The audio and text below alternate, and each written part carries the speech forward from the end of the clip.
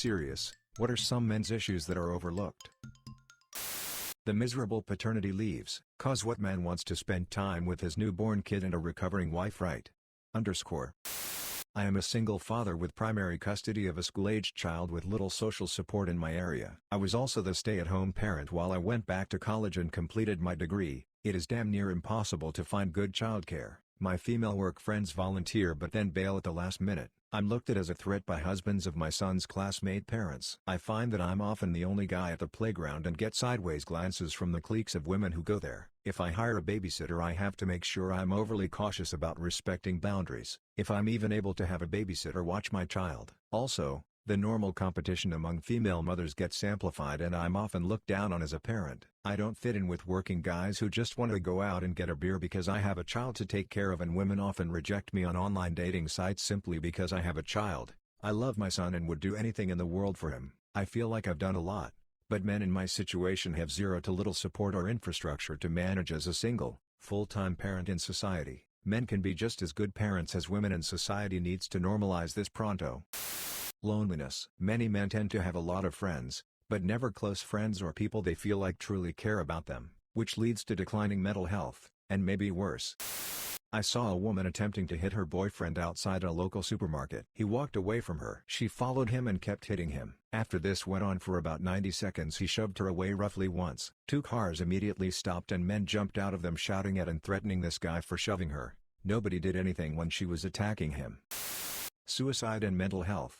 I volunteer for an anonymous listening service, similar to the Samaritans, where we don't pretend to have solutions but will listen to anyone who wants to talk about anything. The number of men who call us because they have literally no other support network who they can reach out to is staggering. We need to normalize men talking about mental health issues and actually receiving support rather than being told to be more manly. Edit. I've been asked for a contact number a few times, so here we go: ... If you are UK based and want to speak to someone, you can call the Samaritans 24/7, 365 days a year on 116 123. I've been told that 116 123 works in many European countries. A quick Google brings up Germany, Ireland, Lithuania, Norway, Romania, and Slovenia. It may work in other countries too, or be able to forward you on to the correct number apparently. If you know of any similar services in other countries, I'm happy to add them to this edit as a resource for anyone who needs it. Less than 3. So this one might not be as serious as the others. I babysit my friends' kids all the time. One is 3 and the other is 11. I like to take them out and about to have some fun. We go eat food, we go to the park, and arcades too. We have a ton of fun.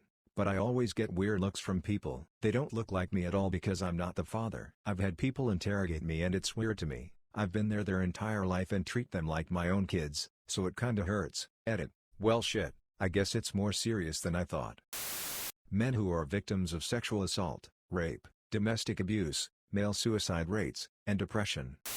There are almost always more shelters available to women experiencing homelessness. In my city, the split is about 75% beds for women and children and 25% for men. I understand that society considers women more vulnerable, but I live in a city where it routinely gets below 0 in the winter. Hypothermia doesn't care about your gender. Height is a common thing to joke about. Nobody sees a problem with it, but it can really whittle away at your self-worth when people always make fun of you for it. Mental health. Oftentimes men are made to believe mental health struggles show weakness or vulnerability, when in reality it is not something they can control. Mental health. And this is coming from someone who has lived on the ideas of your guy, get over yourself. It was taught to me. I didn't think much of it, and now that I'm about to hit 20, I can feel the effects like a ripple. It's actually hard for me to open up to people, and when I do I feel like I'm wasting everyone's time. Erectile dysfunction. It seems like a joke, but guys literally kill themselves because of it. It's like losing the ability to love, losing your manhood, losing your ability to feel intimate with someone. Male pattern baldness and the impact it can have on mental health and body image. Imagine being in college surrounded by guys with perfect NW1 hairlines with all these cool fades and modern trendy hairstyles while you're stuck looking like Moby or Varys from GOT. Brutal.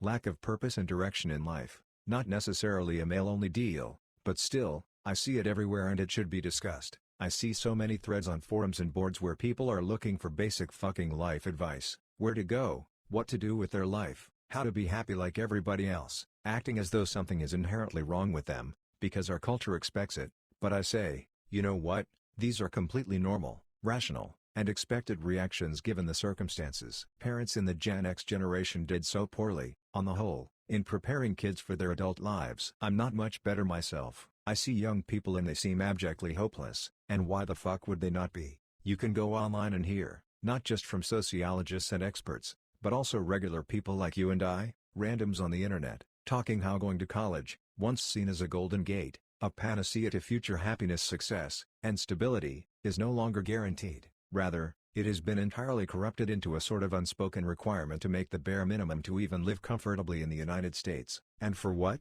To work in a white-collar job which is increasingly being bullshitized and generally unfulfilling and unstimulating. Read David Graeber's Bullshit Jobs. It's enlightening, so one can pay a mortgage or rent and medical/car expenses.